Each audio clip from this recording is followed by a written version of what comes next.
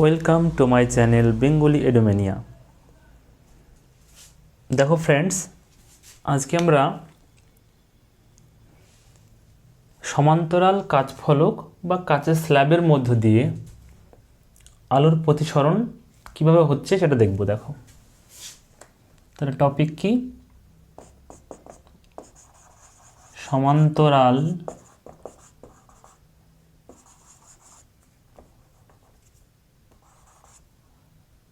কাচ ফলকের মধ্য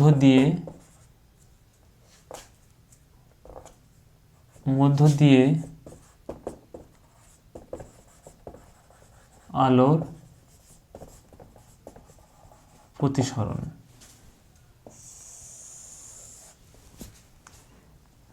আচ্ছা, তাহলে আমরা একটা ছবি এঁকে নিচ্ছি।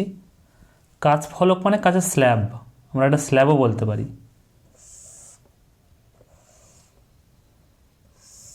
আচ্ছা, ধরে নিলাম এটা একটা কাচের স্ল্যাব বা কাচ ফলক।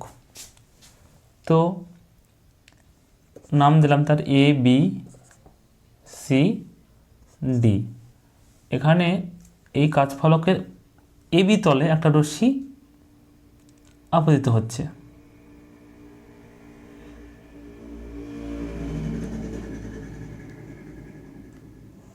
এইভাবে আপতিত হলো। তাহলে এটা অভিলম্ব। তাহলে সে সোজা না চলে গিয়ে একটু বেঁকে যাবে, আমরা জানি, কারণ এটা লঘু মাধ্যম, এটা বাতাস রয়েছে, এটা কাচ মাধ্যম মানে ঘন মাধ্যম। বায়ু থেকে কাচে প্রবেশ করছে, অর্থাৎ লঘু মাধ্যম থেকে ঘন মাধ্যমে প্রবেশ করছে। আর লঘু মাধ্যম থেকে ঘন মাধ্যমে আলোক রশ্মি যখন প্রবেশ করে তখন আমরা জানি প্রতিসৃত রশ্মিটি অভিলম্বের কাছে চলে আসে। তাহলে অভিলম্বের কাছে চলে আসলে সেটা একটু বেঁকে যাবে। সে চলে যাওয়ার কথা ছিল এই বরাবর, কিন্তু সে বেঁকে গেছে। আচ্ছা, এই যে বিন্দুটাতে আবার কিন্তু তার প্রতিসরণ ঘটবে। এবার কিন্তু কাছ থেকে সে বাতাসে বাইরে প্রবেশ করছে, কাচ মাধ্যম থেকে বায়ু মাধ্যমে। সেক্ষেত্রে ঘন মাধ্যম থেকে লঘু মাধ্যমে চলে আসছে। সেজন্য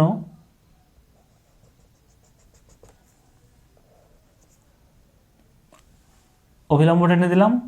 তো সেক্ষেত্রে কিন্তু সে আবার অভিলম্ব থেকে দূরে সরে যাবে, অভিলম্ব থেকে দূরে সরে যাবে। তাহলে দেখো নাম দিলাম পি, পি কিউ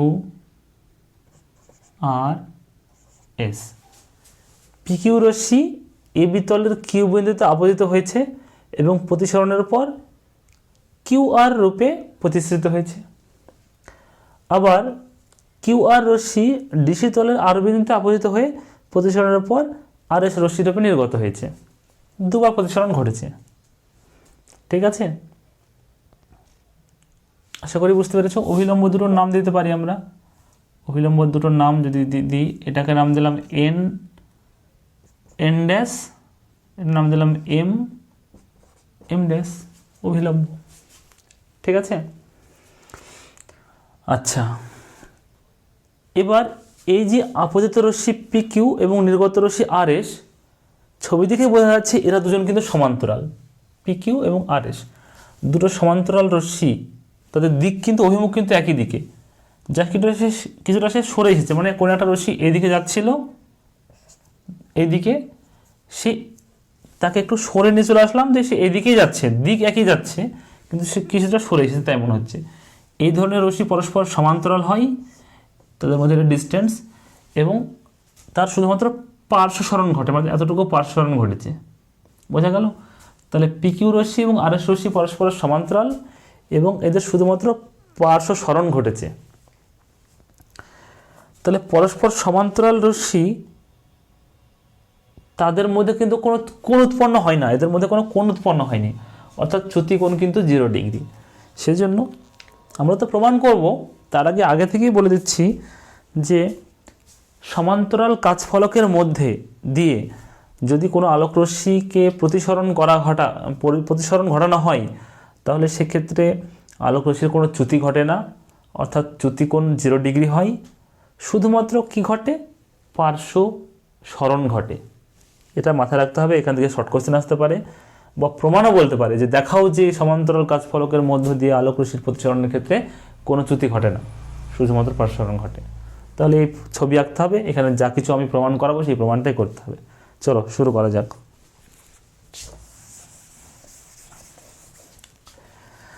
যেহেতু ফিজিক্যাল সায়েন্সে 3 মার্কের বেশি মার্কস আসে না, 2 মার্কের অথবা 3 মার্কের কোশ্চেন আসে, সেজন্য ছবি নিয়ে বেশি আলোচনা করার প্রয়োজন নেই, সময় লেগে যাবে, করলে তো ভালো কিন্তু অনেক সময় লেগে যাবে। সেজন্য শুধুমাত্র যতটুকু প্রয়োজন না করলেই নয় ততটুকুই করবো আমরা। এই ছবি ব্যাখ্যা তো আমি মুখে মুখে বলে দিলাম, আশা করি তোমরা বুঝতে পেরেছো। আমরা লিখবো যে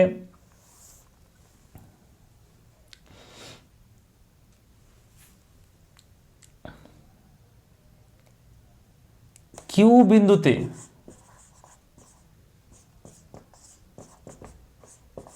প্রতিসরণের ক্ষেত্রে, আচ্ছা এখানে নাম দেওয়া হয়নি আমাদের, এটা আপতন কোণ I1, এটা প্রতিসরণ কোণ R1, এটা আর বিন্দুর ক্ষেত্রে আপতন কোণ হচ্ছে R2, এটা প্রতিসরণ কোণ হচ্ছে I2, ঠিক আছে। তাহলে কিউ বিন্দুতে প্রতিসরণের ক্ষেত্রে আমরা স্নেলের সূত্র লাগাবো। স্নেলের সূত্র কি? Mu equal to sine i by sine r. তাহলে এখানে মিউ শূন্য মাধ্যম সাপেক্ষে কাচ মাধ্যম, তাহলে মিউ এ জি, এ মানে এয়ার, জি মানে গ্লাস, মানে বায়ু মাধ্যম সাপেক্ষে কাচ মাধ্যমের প্রতিসরাঙ্ক, আপেক্ষিক প্রতিসরাঙ্ক। তাহলে mu a g equal to আপতন কোণ I1, তাহলে sign I1 by sine R1, এটা পেয়ে গেলাম। আর একটা কি, আর বিন্দুতে প্রতিসরণ করাবো। আর বিন্দুতে প্রতিসরণের ক্ষেত্রে কি পাচ্ছি আমরা? মিউ এবার কিন্তু কাছ থেকে বাতাসে প্রবেশ করছে, কাছ থেকে বায়ুতে আলোক রশ্মি প্রবেশ করছে, প্রতিসরণ করছে, তার মানে মিউ জিএ হয়ে যাবে। মিউ জিএ ইকুয়াল টু, এক্ষেত্রেও আমরা আপতন কোণ বাই প্রতিসরণ কোণ, সাইন আপতন কোণটা R2, sign R2 by sine I2। মনে রাখবে এখানে কিন্তু R2টাই আপতন কোণ, কারণ আলোক রশ্মি এইভাবে প্রবেশ করছে। এবার তাহলে দুই কিউ বিন্দুতে এবং আর বিন্দুতে আমরা স্নেলের সূত্র প্রয়োগ করলাম।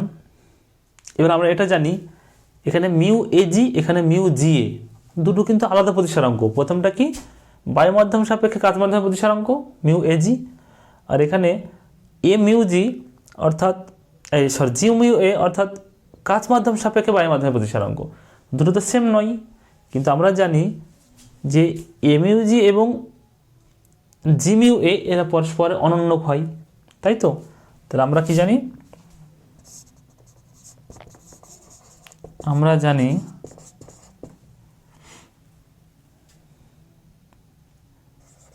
এ mu g equal to 1 by g mu a, মান বসিয়ে দিই আমরা, বা sine I1 by sine R1 equal to 1 by g mu a, মানে এটার অনন্য হয়ে যাবে, উল্টে যাবে, তাহলে sign I2 by sine R1 হয়ে যাবে। এবার এইটুকু করার পরে এটা তুমি 1 নম্বর সমীকরণ নাম দিয়ে দাও।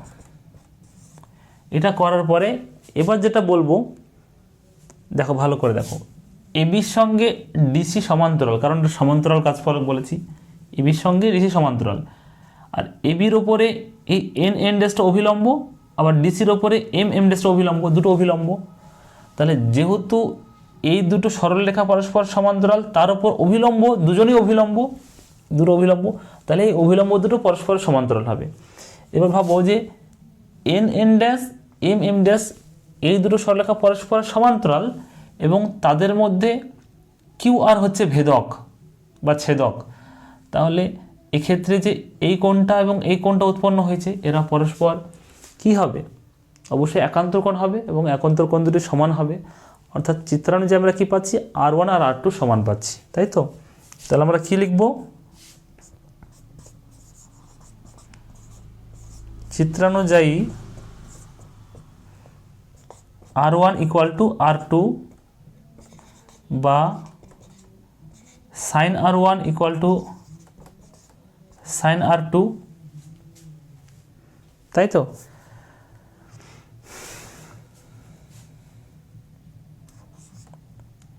যেহেতু n ড্যাশ সমান্তরাল m ড্যাশ এবং QR ছেদক, তাহলে sign R1 equal to sign R2 পেয়ে গেলাম। এবার ভাবো এই যে 1 নম্বর সমীকরণে কি লিখছি, sine I1 by sine R1 equal to sine I2 by sine R2। এই সাইন R1 এটা 2, সরি এখানে 2, এই সাইন R1 আর সাইন R2 পরস্পর সমান প্রমাণ করে ফেলছি এখানে, তাহলে এই দুজন কেটে যাবে না? কেটে গেলে sign I1 equal to sign R2 পেয়ে যাচ্ছি। তাহলে এখানে লিখব 1 নম্বর থেকে পাই sine I1 equal to sine I2 বা I1 ইকুয়াল টু I2। এই যে এইটুকু হচ্ছে আসল জিনিস। এবার তোমাদেরকে একটা কথা বোঝাচ্ছি, দেখো আমরা কি প্রমাণ করলাম, I1 ইকুয়াল টু I2। এবার ভাবো এই